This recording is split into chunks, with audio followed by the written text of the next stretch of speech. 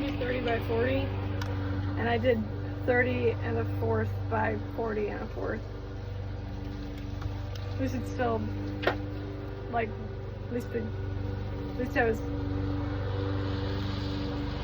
precise, but not accurate.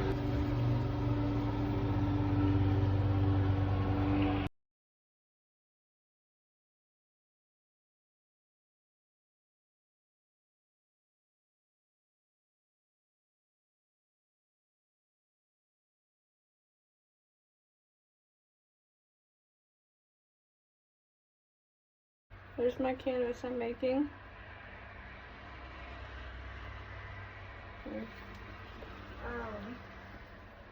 What I've been doing for my last canvas I made is I've been using this old staple gun, which sucks because it goes halfway in and it leaves the other half of the staple, like when I'm trying to staple the canvas to the canvas to the frame.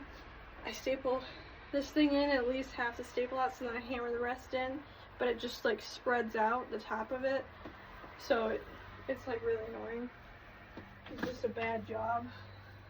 And now I went downstairs because my dad has a bunch of like Ryobi power tools and hand tools, and I got this nice battery powered staple gun. It's like